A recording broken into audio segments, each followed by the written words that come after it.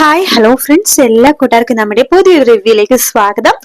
അങ്ങനെ ഇന്നത്തെ എപ്പിസോഡിൽ കാണിക്കുന്നത്, അതായത് ഇനി വരാൻ പോണ എപ്പിസോഡ് പറയാമോ, പക്ഷെ അതിന് മുമ്പ് ഇന്നത്തെ എപ്പിസോഡ് ജസ്റ്റ് ഒന്ന് പറയാം. ഇന്നത്തെ എപ്പിസോഡിൽ ആകാശും അതുപോലെ തന്നെ മീനാക്ഷിയും കടുത്ത നിലപാടിൽ തന്നെയാണ്. എന്തൊക്കെ വന്നാലും ദേവിയെടുത്തിന് ഇനി കടയിലേക്ക് വിടരുത്, അവരുടെ ഈ ഒരു അഹങ്കാരം വെച്ചു പൊറപ്പിക്കാനാവില്ലെന്ന് ആകാശ് പറയുമ്പോ മീനാക്ഷി അതിന്റെ കൂടെ തന്നെ നിൽക്കുന്നുണ്ട്. ആകാശിന്റെ കൂടെ ഞാനുണ്ട്, എന്റെ അച്ഛനെ അപമാനിച്ച അവരെ എനിക്ക് ദേഷ്യം വന്നു. പിന്നെ ഇവിടുത്തെ അച്ഛൻ ആലോചിച്ചിട്ട് ഞാൻ എല്ലാം വേണ്ടെന്ന് വെച്ചത്. എന്തിനാ മീനാക്ഷി നമ്മൾ മറ്റുള്ളവർക്ക് വേണ്ടി അഡ്ജസ്റ്റ് ചെയ്യേണ്ട കാര്യം എന്താണ്? ആ ദേവിയെടുത്തുണ്ടല്ലോ, നമ്മൾ വിചാരിക്കുന്ന പോലെ എനിക്ക് അവരെ കാണുന്നതേ വെറുപ്പാണ് എന്ന് ആകാശ് പറയുമ്പോ മീനാക്ഷി പണ്ടേ ഞാൻ അപ്പോഴേ ആകാശിനോട് പറഞ്ഞില്ലേ, അവര് നമ്മൾ വിചാരിക്കുന്ന പോലെയൊന്നും അല്ല, അവരെ കുറച്ച് വിളഞ്ഞ വിത്താണെന്ന് പറയുമ്പോ അവരെ അച്ഛനായിട്ട് തന്നെ പുറത്താക്കിയ പ്രശ്നങ്ങളൊക്കെ തീരില്ലേ? അതെങ്ങനെയാ അച്ഛനായിട്ട് പുറത്താക്കണത്? അച്ഛന്റെ ആരോമലായിട്ടുള്ള മരുമകളല്ലേ, പിന്നെ എങ്ങനെ അച്ഛൻ പുറത്താക്കും എന്ന് മീനാക്ഷി ചോദിക്കുമ്പോ അച്ഛന് ഇഷ്ടപ്പെടാത്ത എന്തെങ്കിലുമൊക്കെ കണ്ടു കഴിഞ്ഞാൽ അച്ഛൻ പിന്നെ അവർക്ക് പൊറുക്കില്ല. ഈ പറഞ്ഞ ദേവിയെടുത്തെടുത്ത് അച്ഛനെ വെറുപ്പ് തോന്നട്ടെ, അധിക താമസമൊന്നും വേണ്ട, അതിനെന്തെങ്കിലും ഉണ്ടാവോന്ന് ആലോചിക്കട്ടെ ഞാൻ എന്ന് പറയണ്ടേ. എന്തായാലും ആകാശേ ദേവീനെ എന്തെങ്കിലും നെഗറ്റീവായിട്ട് വരുത്താൻ പറ്റുമോ ആലോചിക്കുകയാണ്. നെഗറ്റീവ് കുറെ ഉണ്ടല്ലോ, അതുകൊണ്ട് ആകാശ് തന്നെ മിക്കവാറും ദേവിനെ കുറിച്ച് സത്യങ്ങൾ കണ്ടുപിടിക്കാൻ ചാൻസ് ഉണ്ട് കേട്ടോ. ആകാശിനെ കാണുന്നത് ദേവി ചോദിക്കണ്ടല്ല, ആകാശ് ഇന്ന് കടയിലേക്ക് പോകുമല്ലേ എന്ന് ചോദിക്കുമ്പോ അതെ, നിങ്ങളടുത്ത് പറയേണ്ട കാര്യമില്ല, അതൊക്കെ എന്നെ അച്ഛനെ ബോധ്യപ്പെടുത്തിക്കോളാം എന്ന് പറയാണ്. ആ സമയത്ത് ബാലൻ ചോദിക്കണേ, എന്താടാ ഇന്നലത്തെ പ്രശ്നത്തിൽ ദേവിയെടുത്ത് നിനക്ക് ദേഷ്യമാണോ? എനിക്ക് ആർക്കും ദേഷ്യമില്ല അച്ഛാ എന്ന് പറയണ, ഞാൻ എന്റെ കാര്യം നോക്കിക്കോളാന്നല്ലേ പറഞ്ഞോളൂ എന്ന് പറഞ്ഞിട്ട് ആകാശും മീനാക്ഷിയും അവിടെ നിന്ന് പോകാണ്. മോളെ മീനാക്ഷി എന്ന് ബാലൻ വിളിക്കുമ്പോ അച്ഛാ കുഴപ്പമൊന്നുമില്ല അച്ഛാ, ആ പ്രശ്നം തീർന്നില്ലേ എന്ന് പറഞ്ഞിട്ട് മീനാക്ഷി അവിടെ നിന്ന് പോകാണ്. അവർക്ക് ആകെ വിഷമമായിട്ടുണ്ട് കേട്ടോ. ബാലനും എന്ത് ചെയ്യണമെന്ന് അറിയില്ല, കാരണം മീനാക്ഷിക്ക് വിഷമാവാതിരിക്കില്ലല്ലോ, കാരണം അതിന്റെ അച്ഛനെയല്ലേ അപമാനിച്ചു വിട്ടത്. അതുകൊണ്ട് ബാലന് രണ്ട് സൈഡിൽ നിൽക്കാൻ പറ്റാത്ത ഒരു അവസ്ഥയിലാണ് ബാലൻ നിൽക്കുന്നത്.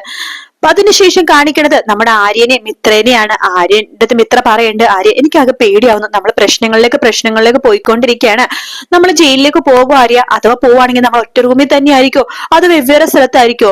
നമുക്ക് കാണാൻ പറ്റില്ല ആര്യ ജയിലില് എന്നൊക്കെ ചോദിക്കുകയാണ്. ഇത് കേൾക്കണത് ആര്യം പറയുന്നുണ്ട്, നീ ഒരു കാര്യം ചെയ്, നാളെ രാവിലെ ഇവിടെ അടുത്ത് തന്നെയാ സെൻട്രൽ ജയില്, അവിടെ പോയിട്ട് പോലീസിനോട് നടന്ന കാര്യങ്ങൾ തുറന്നു പറ, നമ്മൾ രണ്ടുപേരെ പോലീസ് പിടിച്ചിട്ട് അകത്തിരട്ടെ എന്ന് പറയാണ്. ആര്യ ഞാൻ ദേഷ്യപ്പെടാൻ വേണ്ടി പറഞ്ഞല്ല, ഉള്ളിലെ ടെൻഷൻ കൊണ്ട് പറഞ്ഞാണ്. ഇത് എത്രാമത്തെ പ്രാവശ്യവും ഇത്ര നീ ഇതന്നെ പറഞ്ഞുകൊണ്ടിരിക്കണത്? വരണത് വരണെടുത്ത് കാണാം, അത്ര മാത്രം വിചാരിച്ചാൽ മതി. എന്തായാലും നാളെ ഞാൻ അവനെ കുറിച്ചൊന്ന് അന്വേഷിക്കട്ടെ, അവന്റെ കൂട്ടുകാരടുത്തും അച്ഛനടുത്തും എന്തെങ്കിലുമൊക്കെ ഒന്ന് ക്ലൂ കിട്ടുമെന്ന് നോക്കാം. എനിക്ക് തോന്നുന്നു അവൻ ഏതെങ്കിലും ഹോസ്പിറ്റലിൽ അഡ്മിറ്റ് ആയിട്ടുണ്ടാവും, എനിക്കൊരു സംശയമുണ്ട് എന്ന് ആര്യം മിത്ര പണ്ട് ഹോസ്പിറ്റലോ അതിനൊരു ചാൻസ് ഇല്ലെന്ന് പറയുമ്പോ ആര്യം പറയുന്നുണ്ട്, അതെന്തുകൊണ്ട് ചാൻസ് ഇല്ല? ഇനി അവൻ ആരെങ്കിലും ഹോസ്പിറ്റലിൽ എത്തിച്ചിട്ടുണ്ടെങ്കിലോ? എന്തായാലും അതിനെ കുറിച്ചൊന്ന് അന്വേഷിക്കണം എന്ന് ആര്യം പറയുന്നുണ്ട്. രാത്രിയാകുമ്പോഴേക്കും മിത്ര പറയുന്നുണ്ട്, എനിക്ക് ഒറ്റക്ക് കിടക്കാൻ പേടിയാവുന്ന ആര്യ, ഞാൻ ആര്യന്റെ കൂടെ കിടക്കട്ടെ എന്ന് പറഞ്ഞിട്ട് രണ്ടുപേരും ഒരുമിച്ചാട്ടോ കിടക്കുന്നത്, മിത്രയുടെ പേടി കാരണം. അങ്ങനെ രാവിലെ തന്നെ ആര്യനാണെങ്കിൽ ആ ഒരു കാര്യം അന്വേഷിക്കാന്ന് പറഞ്ഞ് ഡെലിവറിക്കൊക്കെ പോകുമ്പോ മിഥുന്റെ കാര്യം കൂടി അന്വേഷിക്കാം എന്ന് വെച്ചിട്ടാണ് ആര്യൻ ഡെലിവറിക്ക് പോകുന്നത്. അങ്ങനെ ഡെലിവറിക്ക് ഇങ്ങനെ പോയി വണ്ടിയിൽ ഇങ്ങനെ ഇരിക്കുന്ന സമയത്ത് പെട്ടെന്ന് ആര്യന് ഒരു കാഴ്ച കാണണം, ബൈക്കിൽ ഒരാള് പാസ് ചെയ്ത് പോവുകയാണ്. അത് കാണുമ്പോ ആര്യന് മിഥുനെ പോലെ തോന്നുവാട്ടോ, മിഥുൻ മിഥുൻ ഇത് അവൻ തന്നെ, മിഥുൻ മിഥുൻ എന്ന് പറഞ്ഞിട്ട് ആ ബൈക്കിന് പുറകെ പോവാണ്. പക്ഷെ ആ ബൈക്ക് ചീനിപ്പാന് പോവാട്ടോ. അത് മിഥുനാണ് എന്തോന്ന് നമ്മളെ കാണിച്ചിട്ടൊന്നുമില്ല, മിഥുൻ കുഴപ്പമൊന്നുമില്ലാണ്ട് കിടക്കണേണോന്നും അറിയത്തില്ല. എന്തായാലും മിഥുനാണെന്ന് തന്നെയാണ് ആരെയും വിശ്വസിച്ചു. അപ്പൊ ആരും മിഥുൻ മിഥുൻ ഇവൻ ചത്തട്ടില്ല എന്ന് പറഞ്ഞിട്ട് ഒച്ചുണ്ടാക്കാണ്. അപ്പൊ റോട്ടിൽ കൂടി പോകുന്ന രണ്ട് പയ്യന്മാര് ചോദിക്കണ്ടേ, എന്താ ചേട്ടാ എന്താ പ്രശ്നം? അവൻ മരിച്ചു എന്ന് വിശ്വസിച്ച, പക്ഷെ അവൻ മരിച്ചിട്ടില്ല, ദേ പോകുന്നു അവൻ എന്ന് പറയാണ്. ശേഷം കുഴപ്പമൊന്നും കണ്ട് ആര്യൻ അവിടെ പോകുന്നുണ്ട്. മിത്രനെ വിളിച്ച് പറയുന്നുണ്ട്, മിത്ര ഞാനിപ്പോ മിഥുനെ കണ്ടിരുന്നു ബൈക്കിൽ പോകുന്നത്. മിഥുൻ ബൈക്കിൽ പോണ കണ്ടിരുന്നോ? അതെ, അവനെ പോലെ എനിക്ക് തോന്നിയത്, അവൻ മരിച്ചിട്ടില്ല മിത്ര, എനിക്ക് ഉറപ്പാണ്, നമുക്ക് സമാധാനിക്കാം. ഇനി സമാധാനമാണോ ആര്യ, സമാധാന കേടാണോ? എനിക്കെന്തോ വലത്തെ ടെൻഷൻ ആവുന്നു മിത്ര അപ്പോഴും പറയാന്ന്. അപ്പൊ ആര്യനാണെങ്കിൽ ആകെ ടെൻഷൻ ആവട്ടെ, അഥവാ മരിച്ചു അത് അവനെ തന്നെയാണോ കണ്ടത്, അത് അവനെ കുഴപ്പമൊന്നും ഇല്ലേ എന്നൊക്കെ ആലോചിച്ചിട്ട് ആര്യന് ആകെ ടെൻഷൻ ആവാണ്. ശേഷം കാണിക്കണ ബാലനെയാണ്. ബാലൻ അങ്ങനെ ഹോസ്പിറ്റലിൽ പോകുമ്പോ ഡോക്ടർ ചോദിക്കണ്ട, ആ ബാലൻ 2-3 ദിവസം വന്നില്ലല്ലോ. അളിയാൻ പറഞ്ഞിരുന്നു ബാലൻ ഇങ്ങനെ വണ്ടിയിൽ നിന്ന് വീണത്, എങ്ങനെയുണ്ട് ബാല ഇപ്പാന്ന് ചോദിക്കുമ്പോ കുഴപ്പമില്ല, ചെറിയൊരു വേദനയുണ്ട്, അല്ല നമ്മുടെ പയ്യനിപ്പൊ എങ്ങനെയുണ്ട്? അതേ വേദന, ഒരു മാറ്റവും ഇല്ല. പോലീസുകാർ പറഞ്ഞത് 2 ദിവസം കഴിയുമ്പോ അവന്റെ ഫോട്ടോ വെച്ചിട്ട് പത്രത്തിലൊരു പരസ്യം കൊടുത്താലോ എന്ന് ആലോചിക്കണത്. അത് നല്ലൊരു ആലോചനയാണ് ഡോക്ടർ, അങ്ങനെ ചെയ്യുകയാണെങ്കിൽ അവന്റെ ബന്ധുക്കളാരെങ്കിലും കണ്ടിട്ട് വരുമായിരിക്കുമല്ലോ. എന്നാൽ ഇത്രയും ദിവസമായിട്ടും അവന്റെ ബന്ധുക്കളാരും അന്വേഷിച്ചു വന്നില്ലല്ലോ, ഇനി അവൻ ഓർഫൺ അനാഥ എന്തെങ്കിലും ആണോ എന്ന രീതിയിൽ ബാലൻ ചോദിക്കണ്ടേ. എന്തായാലും അറിയില്ല ബാല, പോലീസുകാർ നല്ല അന്വേഷണം കടുപ്പിച്ചിട്ടുണ്ട്. ഇപ്പൊ എന്തായാലും 2 ദിവസം തന്നെ അവന്റെ പടമൊക്കെ ഫോട്ടോയൊക്കെ പത്രത്തിലും ടിവിയിലൊക്കെ വരും, അതുകൊണ്ട് പിന്നെ കുഴപ്പമൊന്നുമില്ല. എന്തായാലും അവനെ നല്ല ആൾക്കാർ അവന്റെ വീട്ടുകാർ അവനെ കണ്ടുപിടിക്കട്ടെ, അതാണ് എന്റെ പ്രാർത്ഥന. പിന്നെ ഡോക്ടർ ഞാനിപ്പോ വന്നതേ അവന്റെ അന്ന് പേഴ്സും ഫോണൊക്കെ എന്റെ കയ്യിലായിപ്പോയി, അത് തരാൻ വേണ്ടി വന്നതാണ് എന്ന് പറഞ്ഞിട്ട് ബാലൻ അത് കൊടുക്കാൻ പോകുമ്പോഴേക്കും ഡോക്ടറിന് ഡോക്ടർക്ക് പെട്ടെന്ന് ഒരു അത്യാവശ്യ കേസ് ഉണ്ട്. സിസ്റ്റർ വിളിക്കുന്നു, ഡോക്ടർ ആ പേഷ്യന്റ് BP കയറിയതുമായിട്ട് വേറൊരു പേഷ്യന്റിന്റെ കാര്യമാണ്. അപ്പൊ ഡോക്ടർ അവിടെ ഓടി പോകുവാട്ടോ. ബാലൻ ഇപ്പൊ വരട്ടെ കൊണ്ട് അവിടെ നിന്ന് പോകുവാണ്. ബാലൻ വെറുതെ ആ മിഥുന്റെ പേഴ്സ് ഒന്ന് തുറന്നു നോക്കണത് അപ്പോഴാട്ടോ. തുറന്നു നോക്കുമ്പോഴും മിത്രയുടെ ഫോട്ടോ കാണുന്നത്. അയ്യോ, ഇത് മിത്രയല്ലേ, മിത്രയുടെ ഫോട്ടോ എങ്ങനെ ഇവന്റെ അടുത്ത് എന്ന് ആലോചിച്ചുകൊണ്ടിരിക്കുന്ന ഡോക്ടർ അങ്ങോട്ടേക്ക് വരുവാട്ടോ. ആ ബാല, ആ പേഴ്സും ഫോണും എന്റെ കയ്യിൽ തന്നോളൂട്ടോ, ഞാൻ പോലീസിന്റെ അടുത്ത് കൊടുത്തോളാം എന്ന് പറയുമ്പോ ബാലൻ അത് കൊടുക്കാൻ മടിയാണ്. കാരണം മിത്രയുടെ ഫോട്ടോ അതിലുണ്ടല്ലോ. ആ ഫോട്ടോ അതിൽ നിന്ന് മാറ്റാനും പറ്റാത്ത അവസ്ഥയാണ്. ബാലൻ വേണ്ട സർ, വേണ്ട ഡോക്ടർ, ഞാൻ കൊടുത്തോളാം, വേണമെങ്കിൽ പോലീസിന്റെ. ബാലൻ അത്ര ബുദ്ധിമുട്ടുണ്ട്, ഞാൻ കൊടുത്തോളാം എന്ന് പറഞ്ഞിട്ട് ഡോക്ടർ ആ പേഴ്സും ഫോണും മേടിച്ചു വെക്കാണ്. ബാലനാകെ വല്ലാത്ത ബുദ്ധിമുട്ട് തോന്നണം. ഈശ്വര, പേഴ്സിന്ന് ഫോട്ടോ മാറ്റാൻ പറ്റിയില്ലല്ലോ എന്ന് ആലോചിച്ച് ബാലനാകെ ടെൻഷൻ ആവാണ്.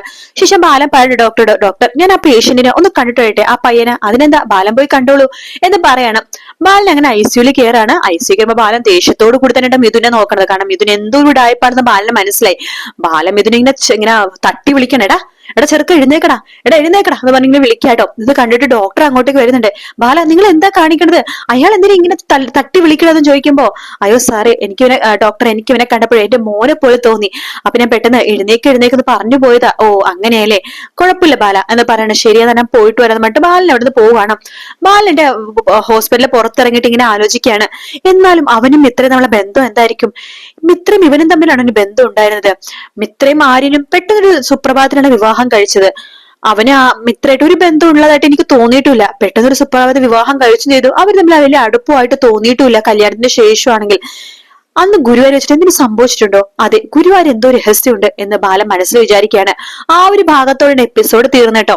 അപ്പൊ ഇനിയിപ്പോ നാളത്തെ പ്രൊമോയിലും കാര്യങ്ങളും കാണിക്കാൻ പോണത് ആര്യനാണെങ്കിൽ ഈ ഹോസ്പിറ്റലിലൊക്കെ അന്വേഷിക്കുന്ന പരിപാടി നിർത്തി പോലീസ് ആണെന്നുണ്ടെങ്കിൽ ഇതിനെക്കുറിച്ച് അന്വേഷിക്കാൻ വേണ്ടി ബാലിനോട് വരുമ്പോ ബാലിനടുത്ത് ഇങ്ങനെ ഉഴപ്പി സംസാരിക്കാട്ടോ. ആ ചെക്കന് വലിയ കടിപിടി കേസൊക്കെ ആയിരിക്കും എന്ന് പറഞ്ഞാൽ ആ കേസ് തള്ളിപ്പോകാൻ വേണ്ടി ബാലൻ മാക്സിമം ശ്രമിക്കുന്നുണ്ട്. കാരണം മിത്രനെ രക്ഷിക്കാൻ വേണ്ടി ബാലൻ മാക്സിമം ശ്രമിക്കുന്നുണ്ട്. കാരണം എന്തൊക്കെ പറഞ്ഞാൽ തന്റെ കുടുംബത്തിലൊരു പെൺകുട്ടിയാണല്ലോ, തന്റെ മോളെ പോലെ സ്നേഹിക്കുന്ന ഒരാളാണല്ലോ. അതുകൊണ്ട് മിത്രനെ രക്ഷിക്കാൻ വേണ്ടി ബാലൻ ഒരുപാട് കാര്യങ്ങൾ ചെയ്യുന്നുണ്ട്. പക്ഷെ ബാലന് വേറൊരു കാര്യം കൂടി ചെയ്യുന്നുണ്ട്. ഇയാളുടെ ഫോട്ടോ, മിഥുന്റെ ഫോട്ടോ ICUയിൽ കയറിയ സമയത്ത് ബാലൻ ഫോണിൽ ഫോട്ടോ എടുത്തിട്ടുണ്ടായിരുന്നു. അത് മിത്രനെ കാണിക്കുന്നുണ്ട്. മിത്ര അപ്പൊ സത്യങ്ങളൊക്കെ ബാലനോട് പറയാണ്. അത് കേൾക്കുമ്പോ ബാലന് മിത്രയുടെ കൂടെ നിൽക്കണോ ആര്യന്റെ കൂടെ നിൽക്കണോ എന്ന് പറയാൻ പറ്റാത്ത അവസ്ഥ. കാരണം ആര്യനോട് ആ ബാലന് ബഹുമാനം തോന്നുവാണ്. കാരണം തന്റെ അമ്മക്ക് വേണ്ടി അമ്മ കാല് പിടിച്ച് പറഞ്ഞപ്പോ താൻ എല്ലാം ഉപേക്ഷിച്ച് മിത്രനെ വിവാഹം കഴിച്ചല്ലോ, ആ പെൺകുട്ടിയുടെ ജീവിതം തകരാതെ നോക്കിയല്ലോ. അങ്ങനെ നല്ലൊരു മനുഷ്യനാണല്ലോ തന്റെ മകൻ എന്നറിഞ്ഞ ബാലന് അഭിമാനവും ഉണ്ട്. പക്ഷെ അതേസമയം മിഥുന്റെ കേസില് മിത്രയും അതുപോലെ തന്നെ ആര്യനും കുടുങ്ങോലോ എന്നറിഞ്ഞിട്ട് ബാലനാകെ ടെൻഷനുണ്ട്. ഇവരെങ്ങനെ ഇതിൽ നിന്ന് രക്ഷിക്കും എന്നാണ് ബാലൻ ആലോചിക്കുന്നത്. ഈ മിഥുൻ പുറത്ത് സത്യങ്ങൾ പറഞ്ഞാലല്ലേ പ്രശ്നമുള്ളൂ. മിഥുൻ ഇങ്ങനെ ഓർമ്മയില്ലാണ്ട് ഇങ്ങനെ കിടന്ന ഒരു പ്രശ്നമില്ലല്ലോ. ഇയാള് വായ തുറന്ന് മൊഴി കൊടുത്താലല്ലേ മിത്രേനെയും ആര്യനെയും പോലീസ് പിടിക്കുള്ളൂ. അല്ലാതെ സാഹചര്യ തെളിവുകൾ വെച്ച് മാത്രം അറസ്റ്റ് ചെയ്യാനുള്ള വകുപ്പുള്ളൂല്ലോ. അപ്പൊ അതുകൊണ്ട് തന്നെ അയാൾ ഒരിക്കലും മിണ്ടാതിരിക്കാണ്ട് എന്ത് ചെയ്യാൻ പറ്റും എന്നാണ് നമ്മുടെ ബാലനെ ആലോചിക്കുന്നത്. ബാലനാണെങ്കിൽ വീണ്ടും നാളെ വീട്ടിൽ പോയിട്ട് ഇങ്ങനെ ചോദിക്കുന്നുണ്ട്. മിത്രയെടുത്തും ആര്യനോട് മാറി ചോദിക്കുന്നുണ്ട്, നിങ്ങൾ തമ്മിൽ എന്തെങ്കിലും ഒളിക്കുന്നുണ്ടോ, എന്തെങ്കിലും പ്രശ്നമുണ്ടോ?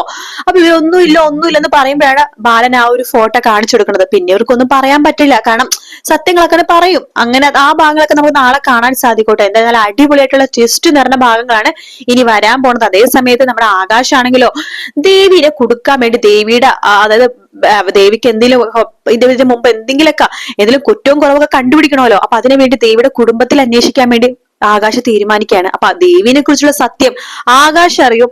ബാലനാണെങ്കിൽ മിത്രയുടെയും ആര്യനെ കുറിച്ചുള്ള സത്യങ്ങൾ അറിയും.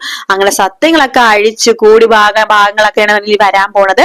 വീഡിയോ ഇഷ്ടപ്പെടുകയാണെങ്കിൽ ലൈക്ക് ചെയ്യാനും സബ്സ്ക്രൈബ് ചെയ്യാനും കമന്റ് ചെയ്യാനും മറക്കല്ലേ കേട്ടോ. മറ്റൊരു വീഡിയോ കാണാം friends. Take care, bye bye.